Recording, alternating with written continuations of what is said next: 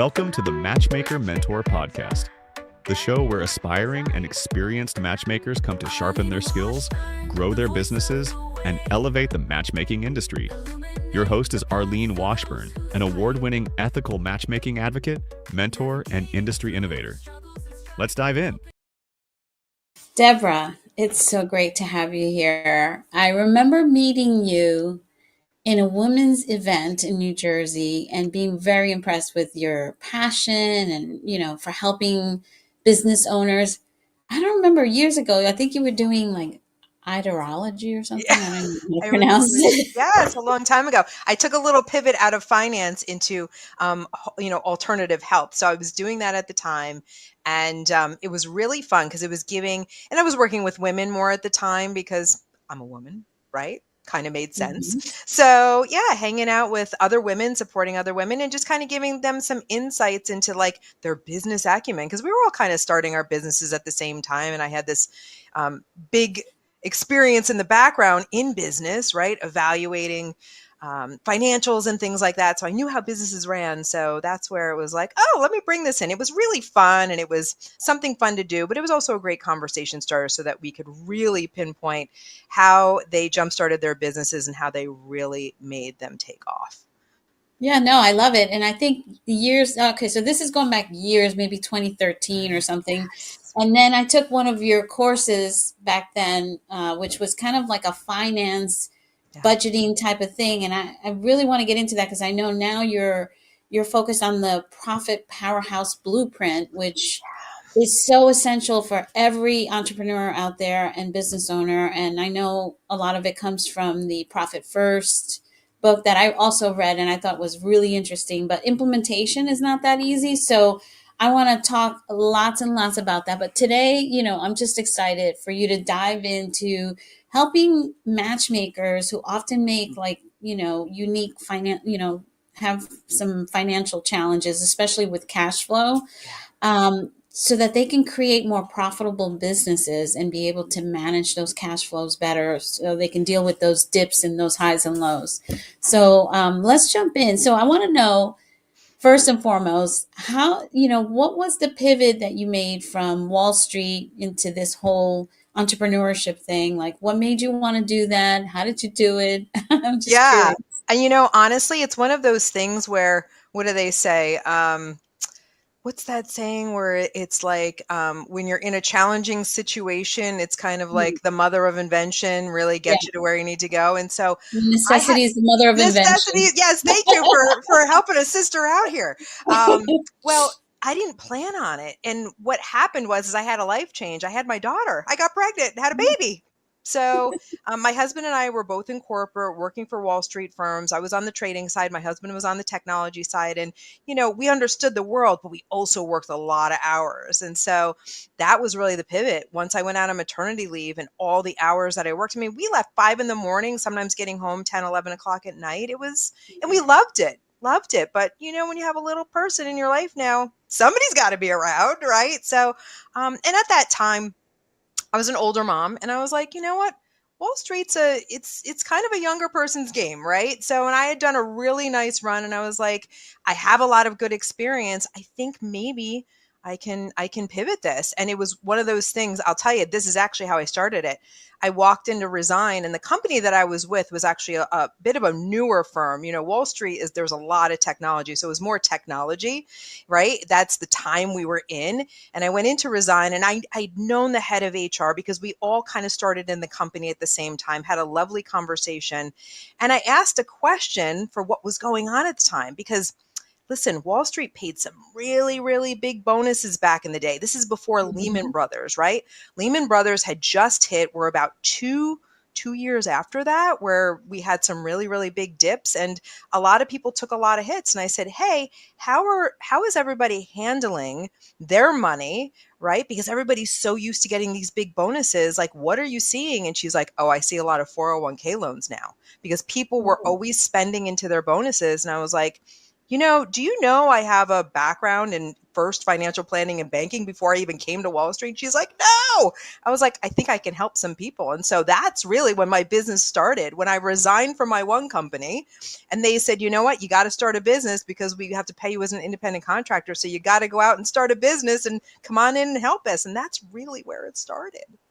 That is so amazing and so true that necessity is the mother of invention. And it's amazing how the universe also kind of line things up for you so that you can move from one thing to the other. And if you're in flow and with ease about it, it happens so nicely. Whereas so many people just fight the change, and I find that a lot, especially people were getting laid off left and right. I actually started my business in a similar way. Well, not helping the folks in the business, but I was laid off and I was doing really well. I was a senior director at a pharmaceutical marketing agency and had a big team. And when they let me go, I had already been thinking that I wanted to be an entrepreneur, that I wanted to start this matchmaking thing. And I just started it and I've never looked back ever since. And I just think that it's so important to embrace the change and really just go for it, Yeah. And I think that's a really good point, Arlene, because it all starts with one thing. And I think people, they always ask, and they probably ask you is like, how did you do that? Like, how do you really make the shift? Right. And it's when you have a life change, whether it's a layoff or you're having a child or whatever it is. I have to tell you, I did figure out what it was. And what it was that brought me to that and brought me to all of those things starting to fall into place was making the decision. Making the decision. So, when they say burn the ship, that old concept of like, if you're going to a new land, right? And you go to that new land, and then once you touch that land, you turn around, you burn the ship so you can't go back. And I knew when I had my daughter, I was like, you know what? I know I only have one, and I knew I was only going to have one, right? So I was like, I've got one chance at this. And so that's when I decided to leave a job that paid me a lot of money, right? Yeah. And my husband was a little nervous, but I was like, you know what? I'm going to decide to do this. And you know what? It's scary. It's like jumping off the Grand Canyon without a parachute, not going to lie to you. But I made the decision, and I stood in the decision, and I didn't waffle. And that was the magic.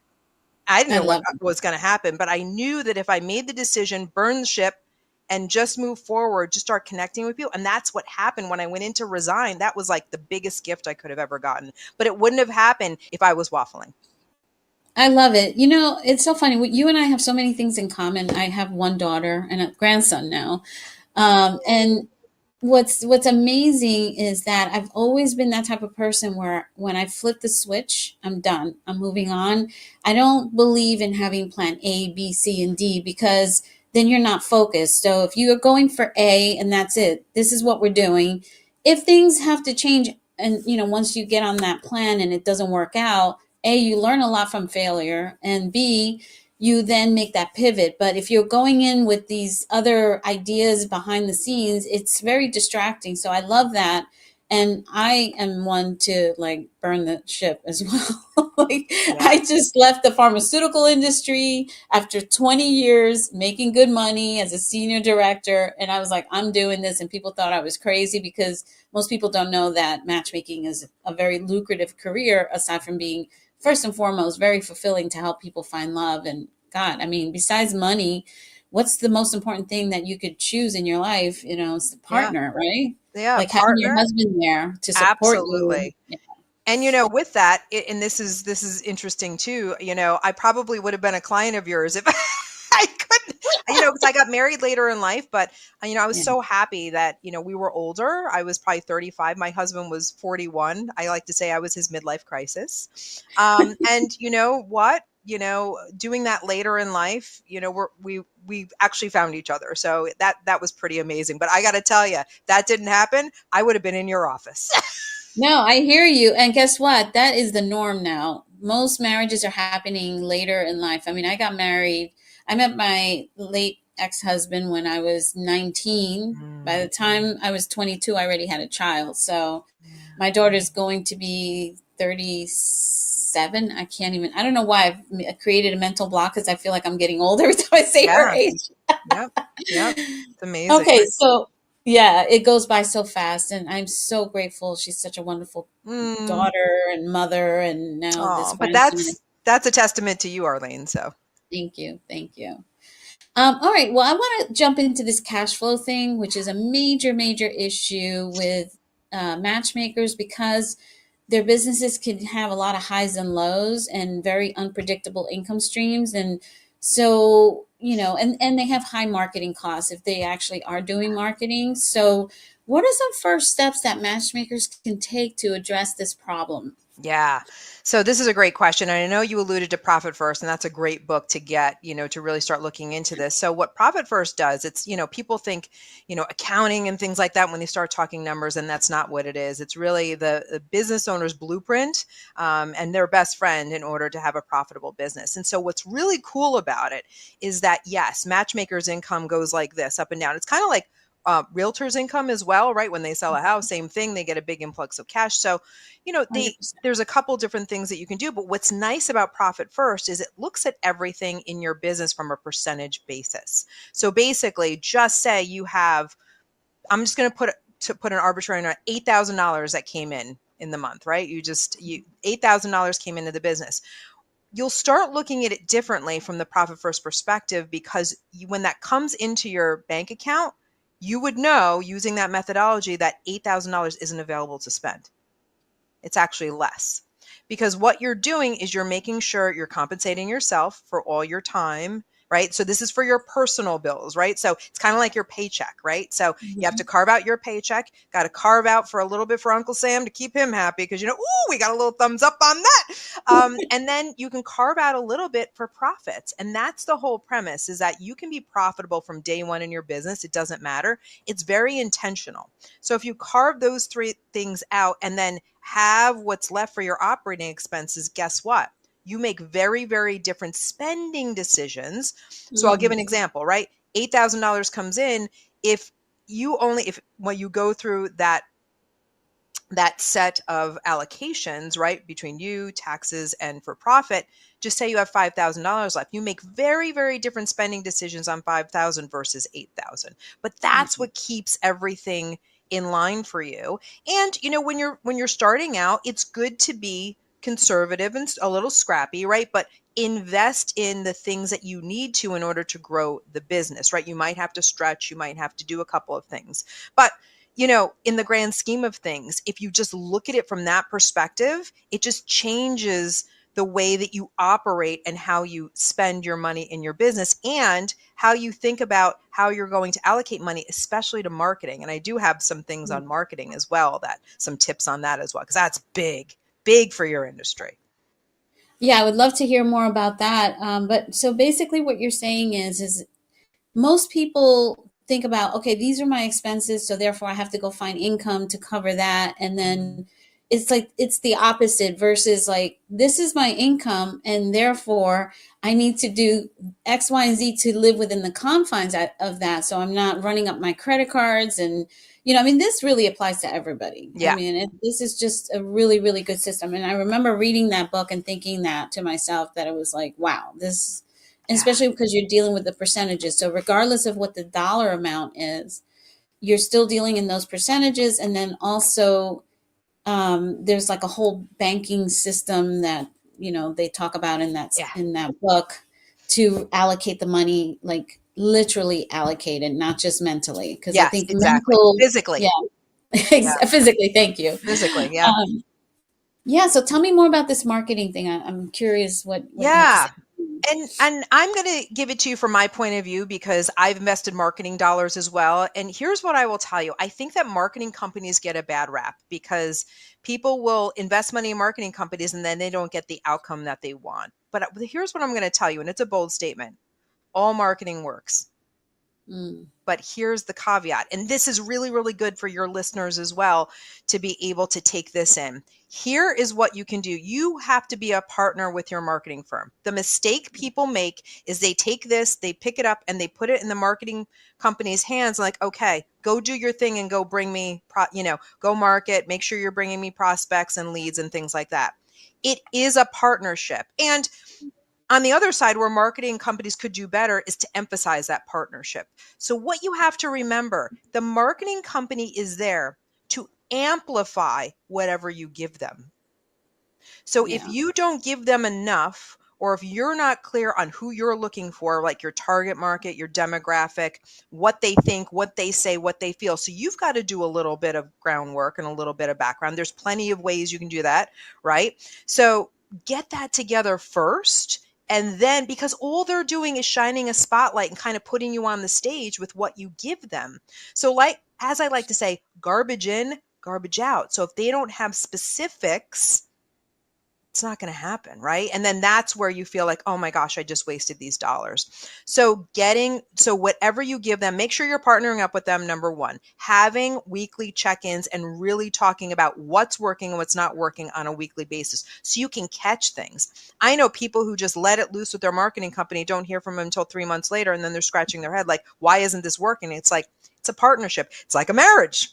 Mm-hmm. Like a marriage. Absolutely. So make sure you're partnering with your marketing company, having those conversations, but make sure you're giving them the right information, because your marketing company a lot of times will start marketing a way that they think that they should be marketing you. When you're like, no, no, no, no, no, that isn't what I do. That isn't what I say. That isn't who my client is. But when you're meeting often on a weekly basis, like 30 minutes, it doesn't take a long meeting, right? Once a week, 30 minutes, then you can pivot and then correct them, have them course correct, and then implement the marketing.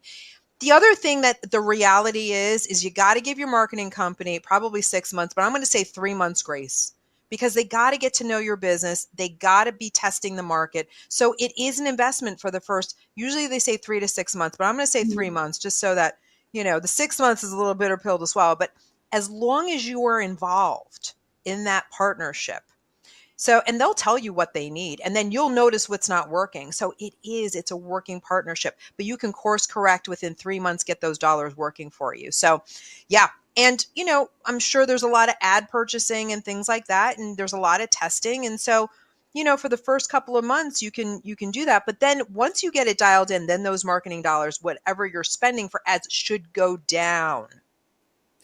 Yeah. That's such great advice. I could not agree more. And I often say that because what I do these days is really, I'm a business coach for matchmakers. And I always say to them, you have to partner. First of all, you do have to market yourself. You do have to partner, because they have to understand your product, and you know your product better than anybody else. Yeah. And also looking at your numbers and where what's working, because everything you said, I'm not even going to repeat it. It's just such gold that people really need to take to heart to really understand marketing, because that's my background, is marketing, sales and marketing. Yeah. And you're not going to get the leads or the sales if you're not marketing yourself. Build it and they'll come is not the truth. You got it. And, yeah. You even saw me back when I was marketing. I never paid for ads probably until about maybe 5 years ago. I never participated. I did what we call the one-to-many marketing model, right? So what I did is I had a 30-minute, 45-minute talk, and I would go speak to women's groups, women's business groups, right? I would give them a talk. I had a hot topic, gave them 3 bullet points, and then offered free initial consultations. And that's how I built my business.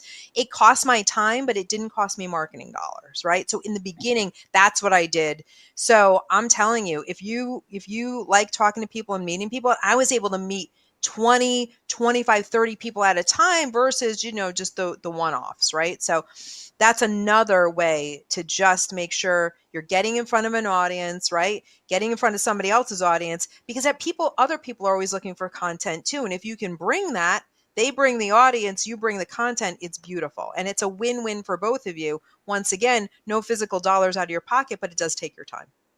I love it. And I actually think that on occasion you should just sell to get on stages as well, because there's some great stages where, and to, we definitely need to talk a little bit about sales as well, because that's a big challenge. So I'll give you an example. I train matchmakers, right? Someone who's leaving corporate to become a matchmaker. And the first roadblock is sales, because they think they're hurting people or that they're being pushy or whatever. And I'm like, that's not the case. Sales is an integral part of a business, or a business doesn't exist. And secondly, if you have a service that they need and people walking away and not getting that service, I kind of, like, for me personally, I feel like I failed, because Absolutely. somebody's walking away not getting what they need, which I know I can give to them, the only way to give it to them is through inviting them into your business and selling. So this mindset of like, I'm hurting or I'm pushy or whatever, Well, it's so crazy, but it happens all the time. That's my biggest hurdle with the newer matchmakers, trying to get them on board with yeah. embracing it. Well, What do you have to say about that? yeah, So, the challenge coming from corporate is that most people aren't taught sales, and we aren't taught sales in school, right? But we're selling all day long, right? If I sell my husband on doing a chore around the house, that's a sale, right? It is. When your kid's like, "Hey mom, I need money to go to Starbucks with my friends," that's a sale, right? So what I like to say is that when you have a passion for your business, right? So your people have a passion for being a matchmaker. Why? Listen, they're finding the partner of their life. Like, you can't even put a dollar figure on that. It's like infinite, right? Mm. But at the same time, when it comes to sales, here's the key. And I heard this phrase a long time ago, and it really, really resonated with me, because even though I have a background in selling and having relationship management and whatnot, I still struggled with sales as well. Absolutely. Because selling in corporate for me was very different than selling myself. So that was my struggle. But when I heard this, it really came all together for me, and I'll share it with you as well. The saying goes is that sales isn't something you do to someone. It's something you do for someone. yeah. Instead of doing it to them, right, where you feel like Yeah. icky and like I'm hurting them, that's doing something to someone versus you're doing it for someone. And here's the key with sales is that it's not about push, push, push selling your stuff. It's about pull, pull, pull, find out what your Mhm. prospect or lead wants. And then when you do that, you take really good notes, and then you sell it back to them. And then what happens is they say, I want this, I'm looking for this, I'm looking for this. Great. Well, we can partner together. Would you like to know how we do that? Yes, now you can explain your services, but it's a high listening skill, number one. Number two, asking questions. And then number three, sharing with them, well, here's how we do that. And then at the end, asking for the sale. And honestly, by the time you get to that point, if you take those 3 steps, your prospect is selling themselves. And that's the other secret, is that there's no selling in sales. Agreed, 100%. I'm curious for you, and what advice are you giving entrepreneurs who are online? And what I mean by this is, I'm on LinkedIn, for example. I live on LinkedIn these days, even though a lot of people on there would like for me not to talk about dating and relationships on LinkedIn because they think it's a business, and it is. I actually posted a rant, and it went viral on LinkedIn because I'm like, love and relationships is a serious business, but I'm also, running a school for that. And I get these messages every day, and they're so annoying, and like annoying, but also like condescending, because it's like, oh, we took a look at your website and you really could do blah, blah, blah. Like, you walking in criticizing your potential customer. Yeah. You're already telling me about something you can solve when you don't know anything about my business. And by the way, what website are you talking about? I have 3 or 4. Yeah. Like, I just don't think that works. And I'm just curious, what techniques would you advise for, especially for matchmakers, because they are going on LinkedIn Yeah. to reach out to potential clients, and how do they build those relationships and really have some success doing that? Yeah. Because I think social is necessary. Yeah. So the approach that I actually like is, instead of, and I'm going to kind of switch this up a little bit. Yes, Mhm. I agree with you. Like the direct, hey, this doesn't work. Like, you're criticizing me. Like, that doesn't feel good. So don't do that. Right. But I will give you one example, and then I'm going to give you the switch up. So I'll give you an example of something that can work. What I like to do is I like to see people's posts and then the people commenting, right? So if somebody makes a post about whatever's going on for them in their love life, and they're, this is kind of like a difficult time. I'm a professional woman and I can't find anybody, like whatever it is, and they tell a really nice story. It's always nice to comment and send them a note and be like, hey, listen, I saw your post and it was really, really great. It really resonates because I deal with this all the time since I'm a matchmaker. I just want to say kudos to you and give them a compliment for whatever they posted, right? Mhm. So you're starting to build that relationship. Or on the flip side, if you put a post like you did, right, and people react to it, that's when you can start the conversation to say, oh, thank you so much for reacting to my post. What did you think about this or that? And then you can start that dialogue. Once again, asking questions. You're not selling, you're not pushing, Right. you're pulling, right? What did you think? And then that's how you can start the conversation. You say, yeah, and then you can start telling stories. Well, yeah, no, I've seen that with my other clients, this situation, and then this was the solution. And we had a really successful match. And then they might be like, oh, so you start that relationship and they might be like, maybe I should talk to you further. Great. Let's schedule a 30-minute call, right? So I like to do it from a post, right? So if you make a post and people are reacting, always go to those people that even if they just liked it, just say, hey, thanks for reacting to my post. Was there something specific that hit home for you? I'd really love to know, because that also helps you with what? Your marketing, right? It all rolls up. Research too. Yep, Yep. absolutely. There you go. So the posting in LinkedIn, I love that. So that's kind of like my little switcheroo there. I love it. Oh my gosh, such good, gold that you're dropping over here. So I hope people are picking up what you're putting down. Very practical. I can't get over the conversation you and I had. When was it? A couple of months ago, before the new year, and I was saying to you, I need to get a personal assistant, especially now because my mom, actually, I just moved my 92-year-old mom in with me, and she's doing great. She's in great shape and everything else, but just a little bit forgetful here and there, and it worries me. She was living an hour away, and I'm like, okay, she needs to live here. So I have to now make sure I make breakfast for her and lunch, this, that, and the other. And I'm like, I need to get a personal assistant. And you were like, girl, I have somebody who will pack my bags when I'm traveling. I'm like, okay, we need to talk a little bit about this, because, people go into business and it's like, why are you going into business? To, be working the same way that you would if you're working in corporate America? Or are you going into business to have the kind of lifestyle that you want to have and the freedom and everything else? So let's talk a little bit about that, because I feel like, I see people starting these matchmaking companies and they're basically an employee to their clients, and they don't have any free time, and they're not managing their time. They're not, making the kind of, or at least managing a cash flow in the way that you and I had talked about, as well as prioritizing the things that matter and really looking out for themselves. Yeah. Yeah. I mean, it's really, really hard, right? And I even remember having to make the transition, even though I understood finance very, very well on a lot of different levels. When you are in a corporate environment, you're not actively learning entrepreneurial skills or business owner skills, right? So when you come out of that, it really is like drinking out of a fire hose, because you can either create a job for yourself or you can create a career for yourself, right? Mm-hmm. Or a business, right? Having a job and having a business are two different things, because if you're working in the business too much, then you're not working on the business. And when you're working on the business, that's where the growth comes. So it is a balancing act, right? And I'm a Virgo, so I'm pretty organized. So when it comes to the magic, and I've talked to a lot of business owners, this goes right from Tony Robbins all the way down, right? Scheduling things and really learning how to schedule your time, and making time blocks for clients, working on the business, finance, marketing, right?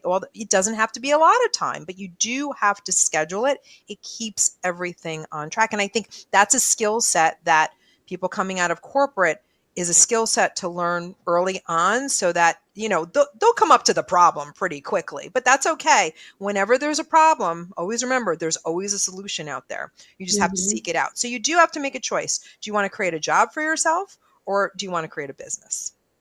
Yeah, it's so funny. That's the first question I ask when they join my school. Is this a lifestyle business or an enterprise? Because, some people are just happy to do it themselves, do everything themselves. And that's, basically creating a job. Yeah.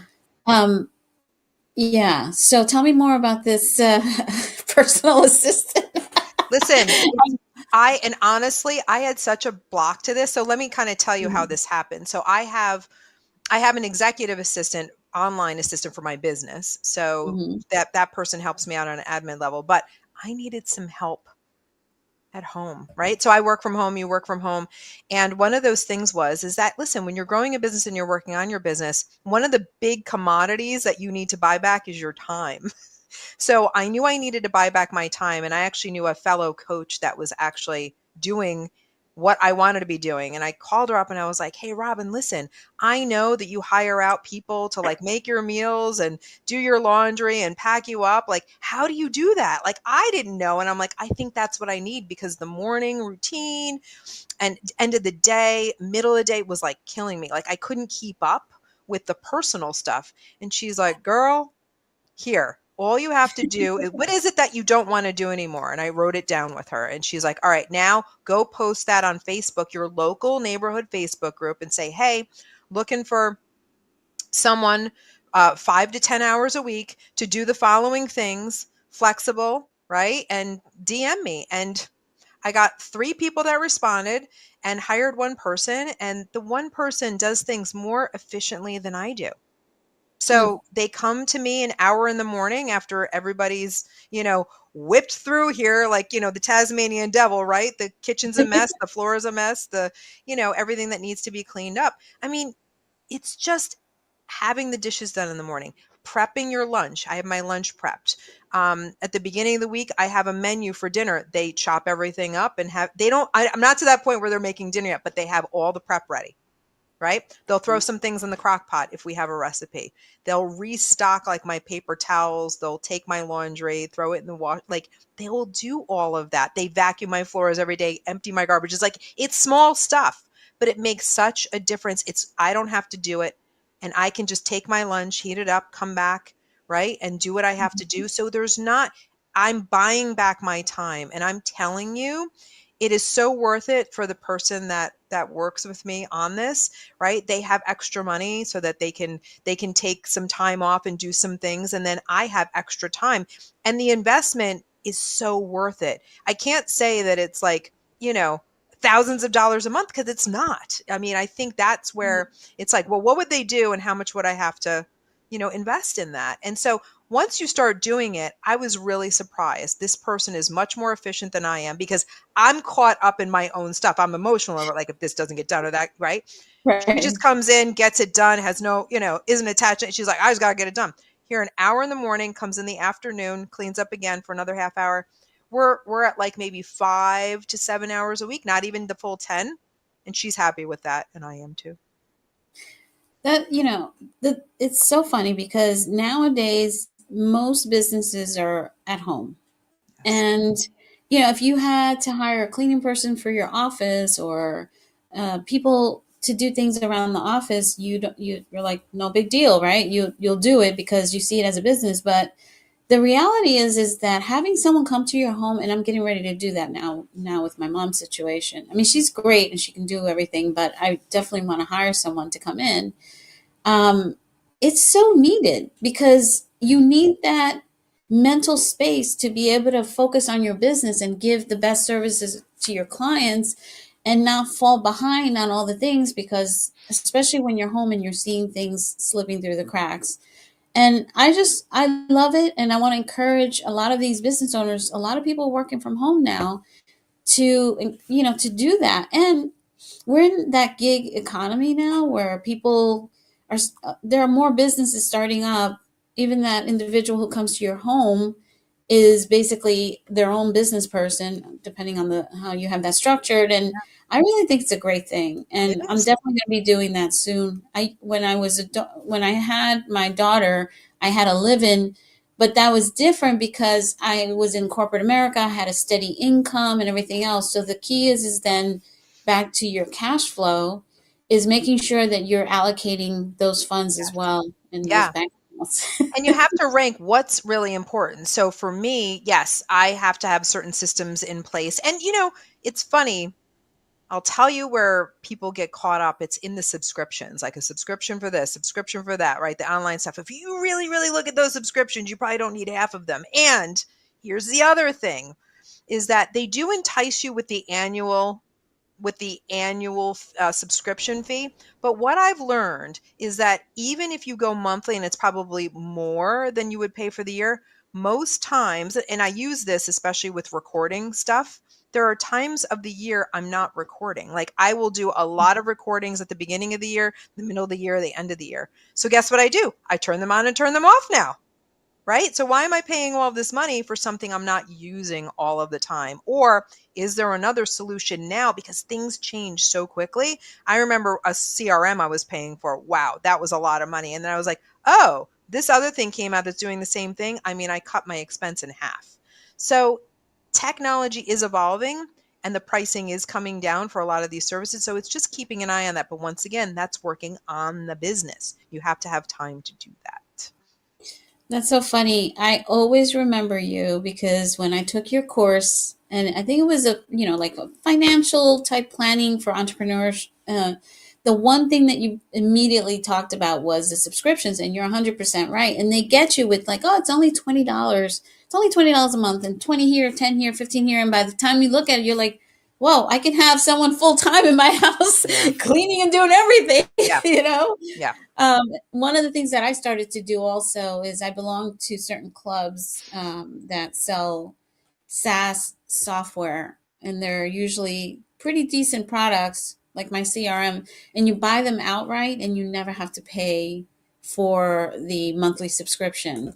And I really lucked out. Like with my CRM, it's HIPAA compliant. It's got all these bells and whistles, and it just gets better, better and better. But I paid for it once, and like such a minuscule amount of money compared to what this thing is worth. Wow. And it was life changing. So I would encourage people to look into those things. I use a company called AppSumo, and they just push out new apps. Some of them go out of business, so you're taking a risk, but meanwhile, you're not paying those subscriptions, and you usually pay, $50, $100 for a platform, and then you're done. Yeah. I want to talk a little bit about, I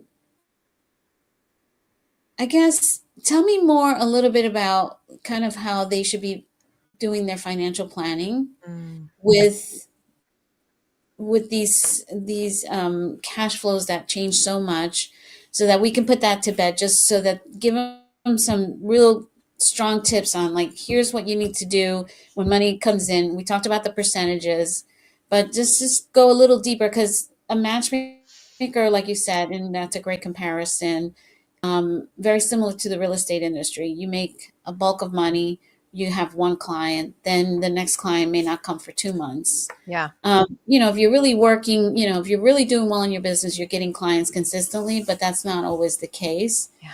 And then you have those times in the summer where people are out in the sun. They're not really looking for a matchmaker at that point, and you have very dry months.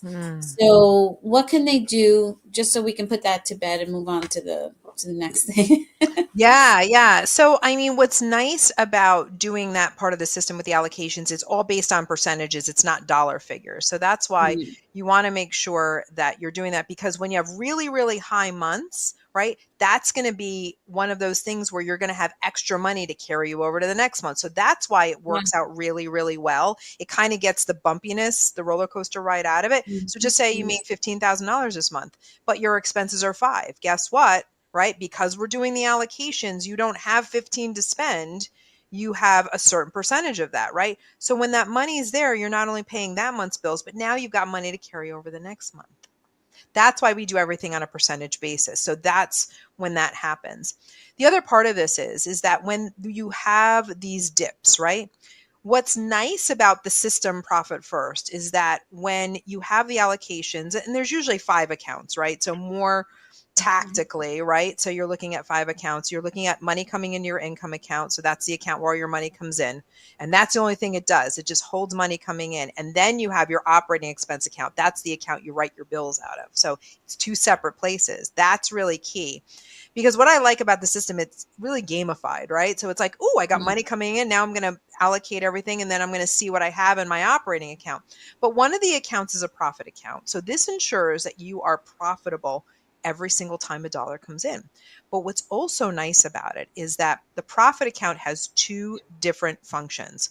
One is profits for you as the business owner. So 50% goes to you every quarter, but the other 50% is a nice cushion for when you have those dips in your business. So you see, it's all kind of baked into the cake, which is so brilliant. So there is a place for money that you can go to each quarter if you need a little more, if you need a little runway, right, for some dollars to kind of carry you over. So the other thing, and this is a question for you because I'm really curious.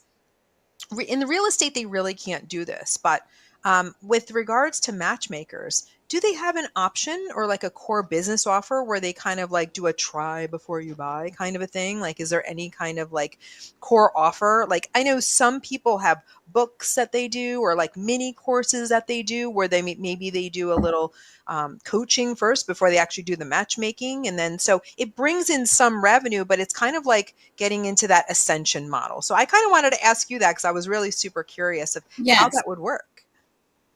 Yeah, so the way I teach matchmaking and pricing and packages is I often think they should have 3 packages that are varying in price points. Most of the time they're selling the middle package, and then there's a downsell and an upsell. And not really, I shouldn't even call it an upsell. It's more of like someone who needs more of your time is going to have to pay more because already the industry is very time heavy. Like think about it. People go through life and they go into their 30s without a partner and they expect you to find that partner in 6 months.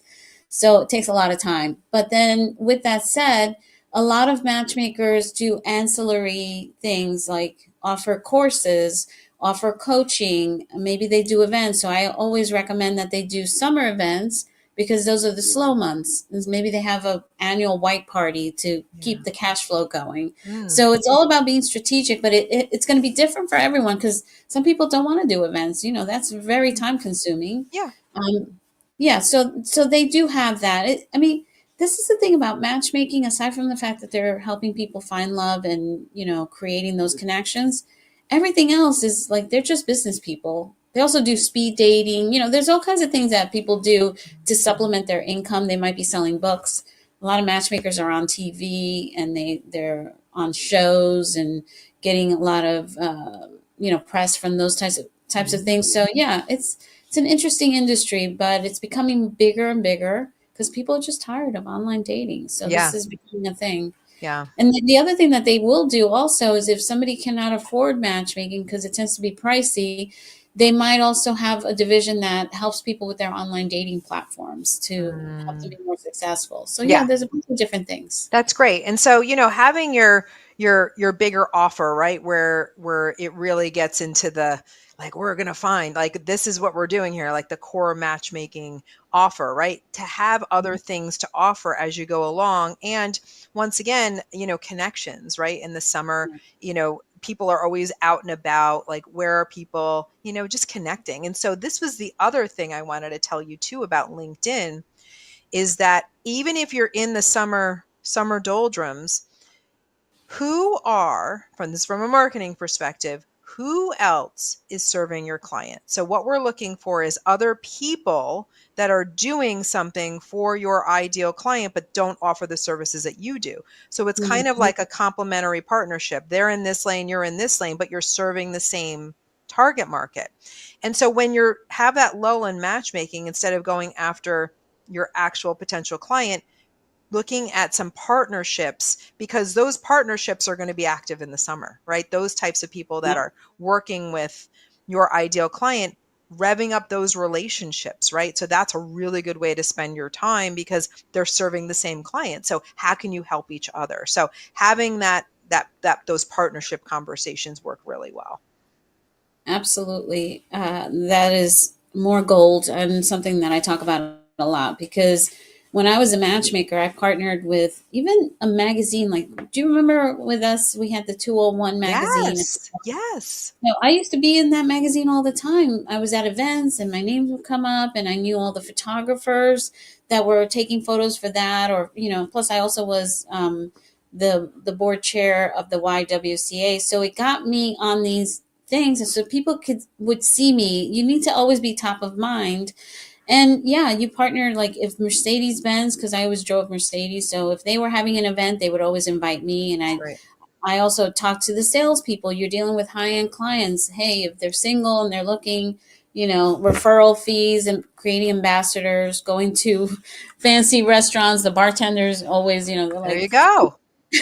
I mean, yeah, there's so many partnerships, but I 100% agree that you need to be looking at your metrics and how many people you're adding to your database and how many people you're adding to your partnerships where you Yeah. can help promote one another. Yeah. So important. Absolutely.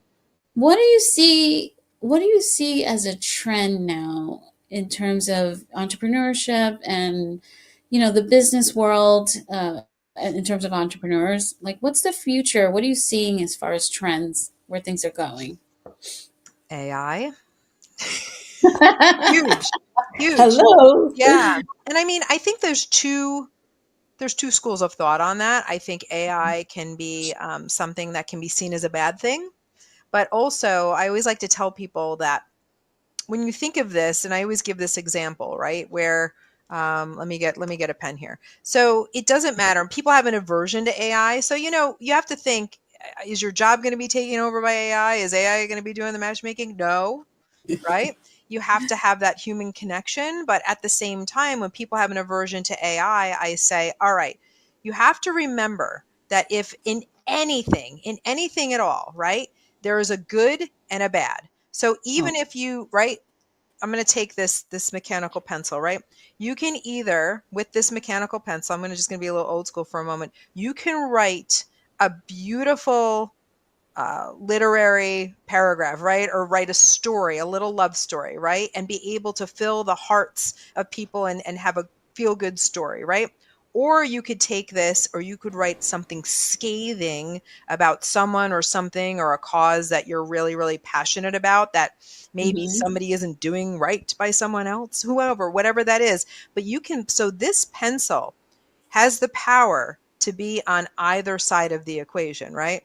So it's the same thing with AI because it's called the law of opposites, right? So that's where everything has a good and everything has a bad. So AI, we can use it to our advantage, right? And where I like to use it is in marketing, right? Just to refine what I want to say, refine maybe my bio a little bit, and then also just use that as an advantage in marketing and then give me a leg up on that. Or to do some tasks that are really repetitive that maybe I don't want to give to my executive assistant, like it's not even worth her time, right? And just get that done. So automation in your business is always great, but it's all your perception. If you feel that AI, and this is the trend that I'm seeing business owners getting caught up in the mindset of, oh, AI is going to take over my livelihood. And I'm going to say, no, it's all how you think about it, because there's always a good and there's always a bad with everything. It's all how you look at it.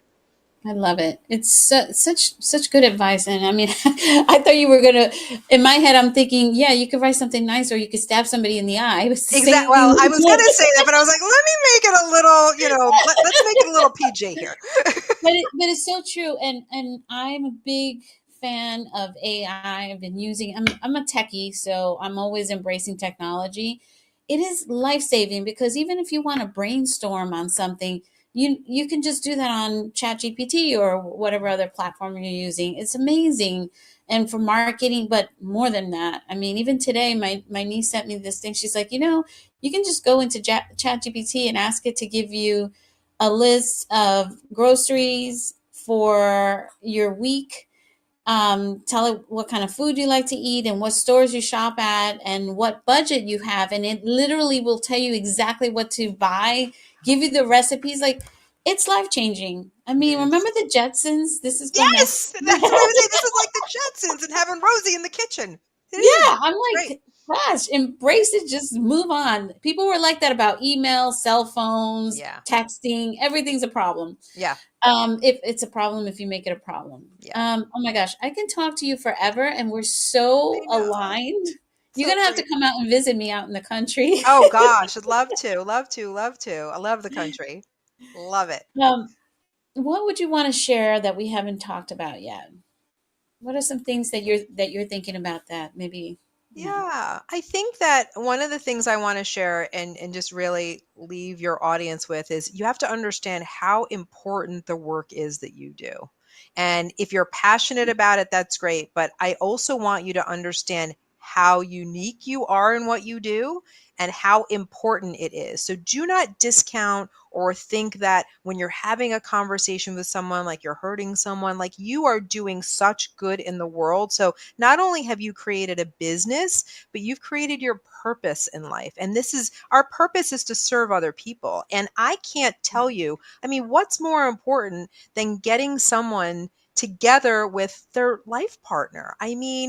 That is life. You are changing lives. So whenever you kind of feel a little challenged, whether it's with finances or with marketing, there's always an answer. There's always an answer on the other end. Always make the decision that you are looking for the answer and not dwelling on the problem, because it's too important what you do. Do not give up. Keep going. I love that. And, there is a loneliness epidemic right now. So this is super important. I noticed that you have a couple of things going on. So you have the Next Level CEO, and then you're doing something with podcasting. Yeah. So my website is nextlevelceo.biz. So I talk about all things finance over there, and there's some really nice freebies over there. So actually right now what I'm doing is I'm writing a book. So, and that's where we had a little book interview not too long ago. Thank you so much.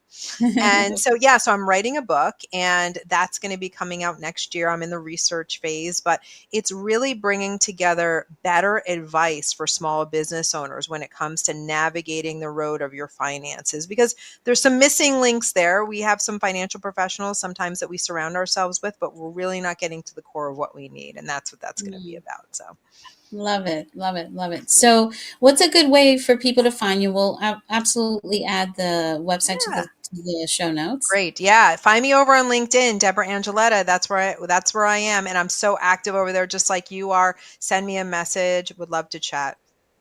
Awesome. Thank you so much for your time. We'll have to do this again. I love everything that you're doing, and all the advice that you're giving resonates with everything that I believe in. And probably the next time we talk, I'm going to let you know that I have a new assistant working with me at home, because I'm so ready for it now more than ever. But thank you so much for your time and all the good gems that you shared today. Oh, thanks so much for having me, Arlene. It's always great to spend time with you and your audience. Thank you. Thank you for tuning in to the Matchmaker Mentor Podcast. If you enjoyed this episode, don't forget to subscribe, leave a review, and share it with fellow matchmakers and friends. For more resources, training, and inspiration, visit lovepromastermind.com and follow us on social media. Remember, matchmaking isn't just a career, it's a calling. Let's keep building connections, changing lives, and growing together. Until next time, stay inspired and keep matching.